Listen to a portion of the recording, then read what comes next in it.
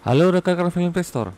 Pada video kali ini saya akan membagikan strategi saya untuk menghadapi situasi saat ini, yaitu pelemahan rupiah, peningkatan suku bunga Bank Indonesia, serta strategi untuk menghadapi pemilu yang akan datang. Pada video ini saya akan juga menjelaskan saham-saham apa dari sektor apa saja yang akan diuntungkan dan juga harus patut kita perhatikan dalam kaitannya dengan menghadapi beberapa sentimen tersebut. Tapi ingat, disclaimer on, jangan Anda membeli saham hanya karena Anda menonton video ini. Pastikan Anda sudah mempunyai pertimbangan sendiri sesuai dengan profil risiko yang bisa Anda terima.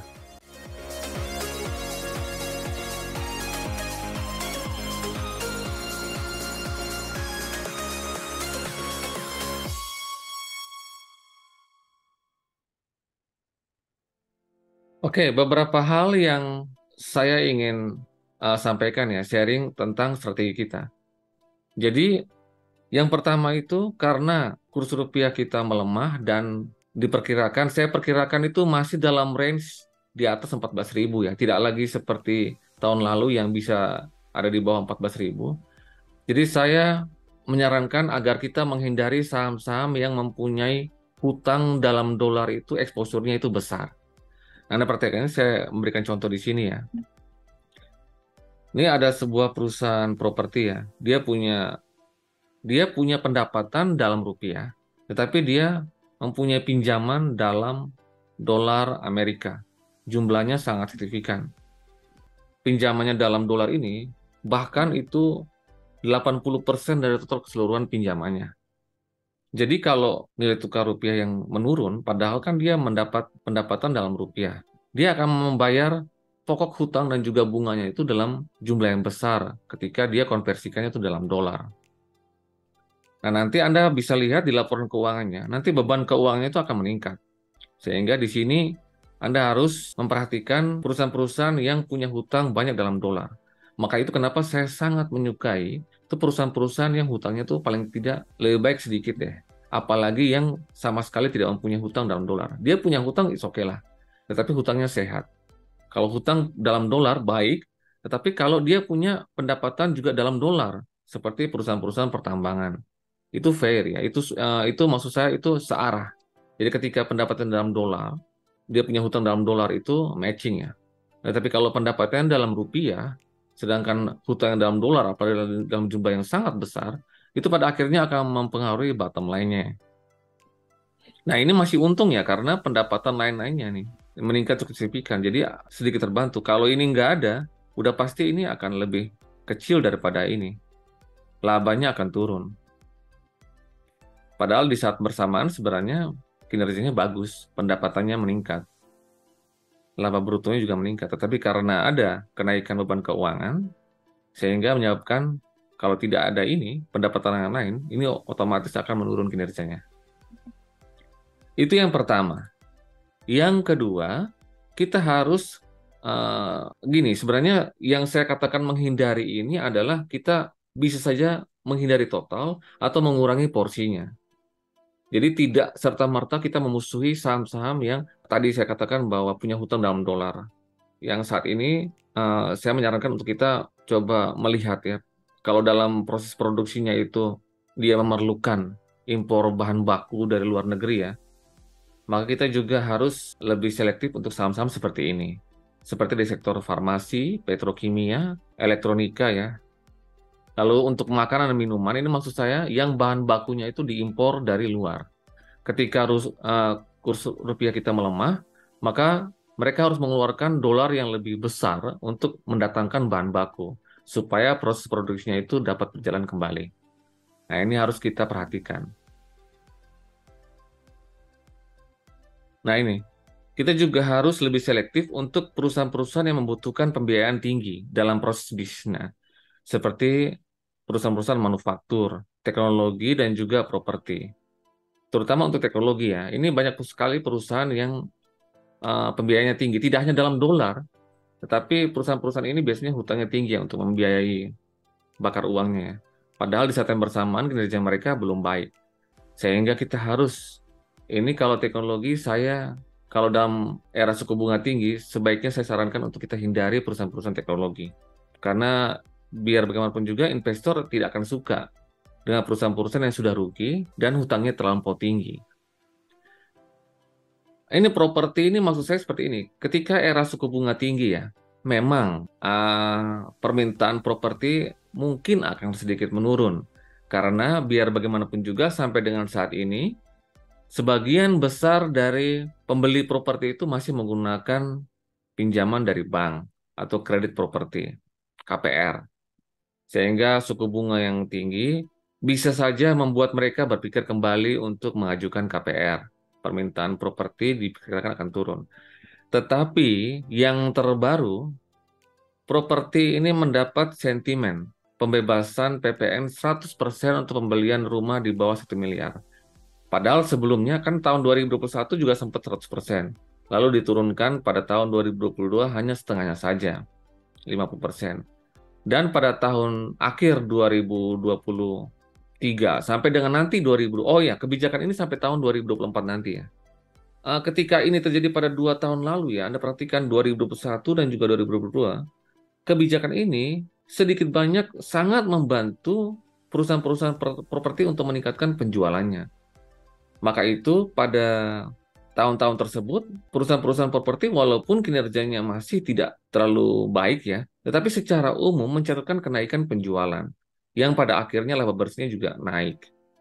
Nah, inilah yang menurut saya kita harus perhatikan ya. Walaupun memang suku bunga tinggi, tetapi karena ada kebijakan dari pemerintah yang pro properti seperti ini, itu bisa menjadi trigger atau sentimen yang positif bagi kinerja properti ke depan.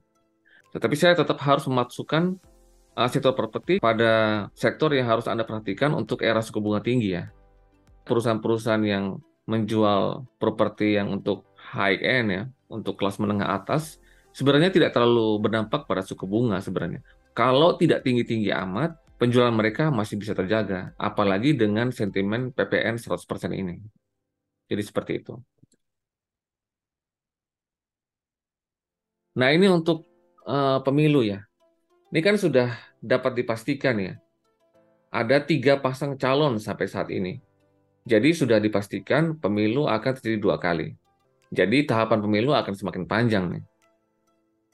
Nah, karena tahapan pemilu yang semakin panjang, sudah saya katakan sebelumnya bahwa setiap kali ada momen pemilu, jumlah uang yang beredar dalam arti luas M2 itu akan meningkat. Karena geliat perekonomian yang terjadi saat pemilu itu lebih tinggi daripada biasanya. Jadi untuk pemilu kali ini, saya berkaca pada pemilu-pemilu sebelumnya, sektor-sektor seperti sektor konsumer, telekomunikasi, transportasi, serta logistik, itu akan lebih diuntungkan karena ada momen pemilu seperti ini. Nah, untuk ini ya, jadi ini perkiraan saya saja, ini sebenarnya saya bukan orang politik ya, tetapi saya melihat dari histori sebelumnya. Jika presiden yang nanti akan terpilih, atau nanti kita lihat ancang-ancang akan menang ya, walaupun ini belum pasti ya, tapi jika dia akan melanjutkan program-program Jokowi, maka sektor konstruksi, properti, dan otomotif itu akan diuntungkan. Karena seperti kita ketahui bahwa pada era Jokowi, Anda perhatikan dulu waktu Jokowi terpilih pada momen periode yang pertama ya, itu sektor-sektor konstruksi itu mencatatkan kenaikan harga yang sangat signifikan. Karena Jokowi memprioritaskan pembangunan infrastruktur pada masa pemimpinannya. Bahkan pembangunan infrastruktur yang saat ini, presiden kali ini, jauh lebih tinggi dari presiden yang sebelum-sebelumnya. Ini walaupun Jokowi ini tidak akan terpilih lagi karena sudah 2 periode masa jabatan, tetapi jika presiden yang selanjutnya ini terpilih melanjutkan program-program Jokowi, maka sektor-sektor ini akan diuntungkan. Saya tidak bicara siapa ya yang akan berpeluang untuk menang, karena saya bukan orang politik, tetapi kita lihat dari kondisi yang ada, berkaca pada histori kali lalu, maka kesimpulan saya untuk saat ini seperti ini, bahwa konstruksi, properti, dan juga otomotif mungkin akan diuntungkan ke depannya jika melanjutkan program-program dari Jokowi. Nah, strategi berikutnya, ini sebenarnya sudah saya sampaikan berkali-kali ya, bahwa cash itu penting ya. Jadi kita jangan terlalu agresif ya dalam membelanjakan uang kita untuk investasi di saham. Dalam hal ini, saya selalu mengatakan bahwa pasar suatu saat pasti akan menyediakan kita kesempatan atau peluang untuk mendapatkan saham yang kita incar pada harga yang diskon, pada harga yang lebih rendah lagi. Pengalaman saya seperti itu. Makanya kenapa saya selalu menjaga cash di kisaran 15 sampai dengan 20%. Hal ini penting untuk mengantisipasi hal-hal yang tidak terduga. Seperti saat ini banyak sekali perusahaan-perusahaan yang bagus, tetapi karena pasarnya sedang tidak baik, maka turun dengan sendirinya. Padahal sebenarnya perusahaan bagus. Saya kasih contoh beberapa saham perbankan big cap yang sudah naik, sudah pernah saya juga bahas pada ebook sebelumnya. Karena pasarnya itu sedang tidak kondusif, sahamnya ikut turun. Padahal di saat yang bersamaan laporan keuangan kuartal ketiganya itu sangat baik sekali. Jadi kalau Anda mau masuk ke saham ini, baik itu untuk jangka panjang maupun untuk jangka menengah, ini adalah saat yang tepat untuk Anda membelanjakan cash Anda.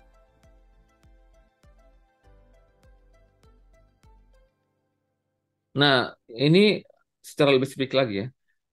Menurut saya, walaupun tahun lalu, akhir tahun, window dressing-nya itu tidak terlalu baik ya. Bahkan tidak terjadi hal yang spesial pada tahun lalu.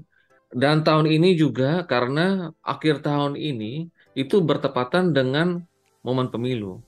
Jadi memang ketika tadi saya katakan bahwa geliat perekonomian akan lebih kencang ketika terjadi perhelatan pemilu, tetapi biasanya investor tuh akan wait and see dulu. Sehingga uh, ya memang saya masih punya satu harapan ya bahwa window dressing kali ini juga akan berbalik lebih baik daripada tahun lalu karena tahun ini gonjang-ganjingnya tidak sepanas tahun lalu ya. Lagian tahun ini juga benar-benar COVID sudah benar-benar tidak ada, PPKM tidak ada. Jadi mobilitas masyarakat, perekonomian lebih lancar daripada tahun lalu.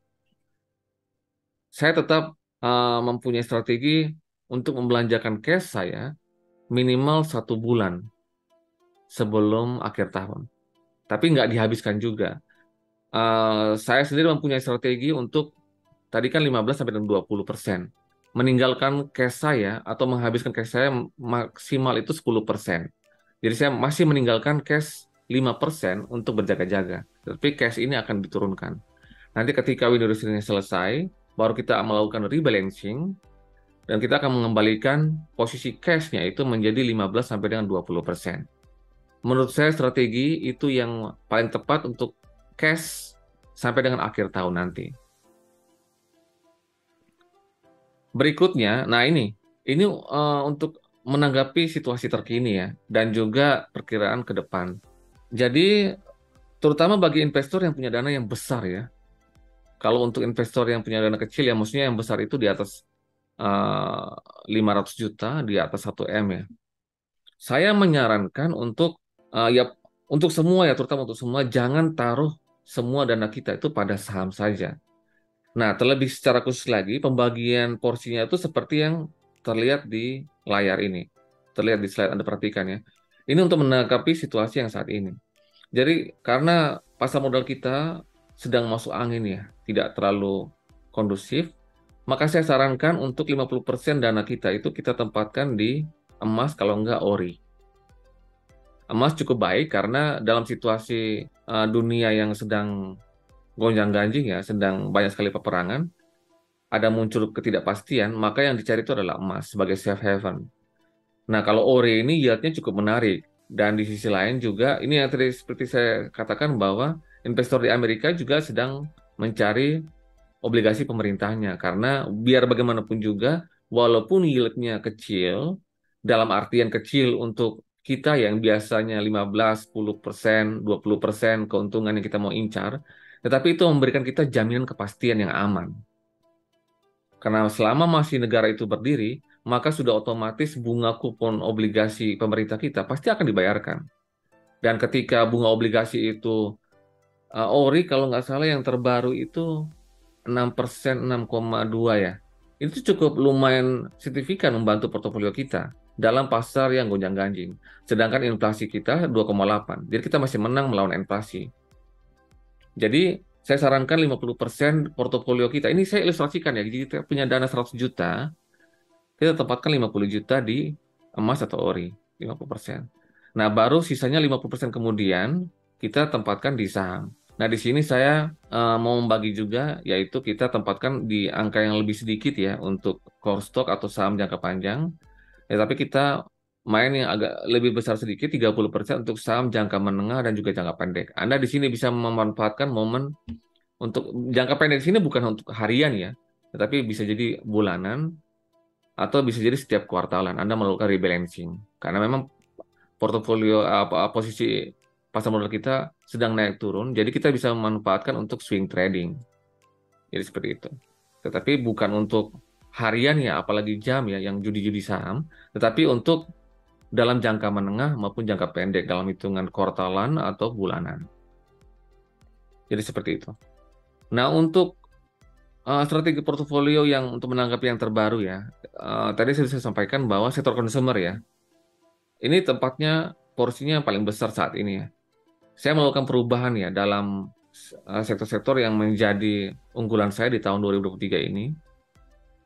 Nah, tapi saya merubah sedikit komposisinya, akan sedikit lebih besar di sektor consumer. Ini kenapa saya dari tadi ngomongin sektor consumer ya, karena emang sudah terbukti ya. Anda perhatikan laporan keuangan terbaru kuartal ketiga ya, untuk Unilever itu mencatatkan penjualan yang sudah lebih tinggi daripada kuartal sebelumnya. Padahal kuartal sebelumnya itu ada momen Lebaran. Terus Mayora itu juga kinerja keuangan kuartal ketiganya cukup baik. Nah, ini memberikan kita gambaran bahwa sektor consumer itu sudah mulai memasuki periode yang cukup baik menanggapi dari situasi pemilu seperti tadi sudah saya katakan. Jadi 35% ya porsi dana kita untuk consumer. Lalu sektor keuangan. Nah, sektor keuangan ini 20% saya turunkan dari sebelumnya 25 ya. Kenapa saya turunkan? Karena ketika suku bunga naik ya, maka yang terjadi itu terutama untuk bank-bank yang kecil yang pendanaan permodalannya itu kurang, maka dia akan nanti kalah di kasa. Kalau kasanya itu rendah, maka nanti pada akhirnya biaya cost of fund-nya itu akan tinggi. Maka nanti marginnya akan turun. Jadi kalau Anda perhatikan saham-saham bank-bank kecil itu nanti akan menceritakan pendapatan setelah dikurangi beban bunga bisa saja menurun karena mereka harus perang bunga untuk mencari kasa ini. Sedangkan untuk bank-bank besar ya, seperti yang terbaru BBRI, nah yang tadi saya katakan itu salah satunya kalau Anda mau untuk saham-saham perbankan big cap, Anda bisa masuk ke saham-saham seperti BBRI yang sudah mencetak pertumbuhan laba yang cukup bagus di tengah NIM yang menurun. Tapi sekali lagi ya, penurunan saham-saham perbankan mungkin saya lihat belum mencapai titik terendahnya ya. Mungkin masih akan beberapa, mungkin. Tetapi ini sudah menurut saya waktu yang tepat ya untuk kita masuk ke sektor keuangan. Walaupun porsinya saya turunkan, tetapi saya masih menjagokan sektor keuangan itu tahun 2023, terutama untuk sektor keuangan saham-saham perbankan big cap. Sektor properti, tadi saya sudah katakan bahwa mendapat sentimen ya, jadi porsinya 15%. Walaupun suku bunga naik tinggi, tetapi karena sentimen itu yang sudah terbukti, karena sentimen itulah pada tahun 2021 dan 2022 kinerja perusahaan-perusahaan properti itu naik. Jadi saya meyakini beberapa kuartal ke depan saham properti juga akan baik, akan bagus kinerjanya. Dan di sisi lain juga valuasinya banyak yang murah. Jadi 15% untuk properti masih masuk akal. Nah, untuk sektor komoditas, tadi saya sudah katakan bahwa ini saya turunkan ya dari sebelumnya 10% ke 5%. Ini karena berkaitan dengan hard basis tadi. Jadi karena basis kita, penilaian kita itu di tahun 2022 yang sudah naik tinggi, maka biar bagaimanapun juga kinerja saham-saham komoditas berbasis komoditas pasti akan turun di 2023 dan itu akan membuat harga sahamnya turun karena memang biar bagaimanapun juga investor akan melihat kinerja sesaat. Jadi walaupun tetap ada peluang di situ karena menawarkan yield dividen yang tinggi, tetapi kita juga harus jaga porsinya. Jangan terlalu besar di sektor ini. Maksimal 5% saja. Nah, berikutnya untuk sektor lainnya, ini saya naikkan ya dari sebelumnya 20 ke 25%. Karena saya melihat sektor ini mempunyai arah yang cukup baik ya pada tahun ini, terutama untuk basic industri, retail, yang berkaitan dengan consumer good tadi. otomotif, kesehatan, transportasi, dan juga logistik yang berkaitan juga dengan pemilu ya. Nah, jadi seperti ini strategi yang saya tawarkan kepada kita untuk tahun 2023 sampai dengan akhir tahun 2023. Ini Anda jangan terlalu kaku ya. 35, 20, 15, 5, 25. Paling tidak mendekati ini, saran saya. Dan yang lebih penting adalah kita harus melakukan diversifikasi portofolio kita dengan baik, sehingga jika terjadi gejolak di pasar, paling tidak portofolio kita tidak turun secara signifikan, karena masih dibantu oleh sektor lainnya. Nah, saya katakan ya, bahwa beberapa saham, kan kemarin beberapa pertanyaan di Telegram dan juga email dan juga webinar sebelumnya ya, mengatakan bahwa saya ragu Pak, apakah saham ini, saham itu bisa sampai ke harga yang direkomendasikan. Pada dasarnya saya juga nggak tahu apakah saham tersebut akan mencapai harga yang saya rekomendasikan. Karena menurut saya itu yang paling enak kita untuk masuknya. MOS-nya tinggi dan juga kita bisa punya peluang untuk capital gain yang lebih besar ketika kita masuk pada harga bawah. Tetapi Anda mesti percaya bahwa, dan itu sudah terjadi, jangan gerusa-gerusu, jangan gegabah untuk masuk ke saham yang sudah naik tinggi. Karena pasar suatu saat pasti akan memberikan kita kesempatan untuk mendapatkan saham incaran kita pada harga yang sesuai, pada harga yang lebih rendah lagi. Maka itu kalau memang Anda ragu, Anda harus terapkan posisi masuk yang secara bertahap. Jangan langsung masuk full pada satu waktu tertentu. Anda bisa masuk secara mencicil. Manfaatkan kesempatan ketika pasar justru bearish pada saat yang bersamaan perusahaannya mencetak kinerja yang bagus. Sekian dulu informasi kali ini. Semoga bermanfaat. Salam Value Investor.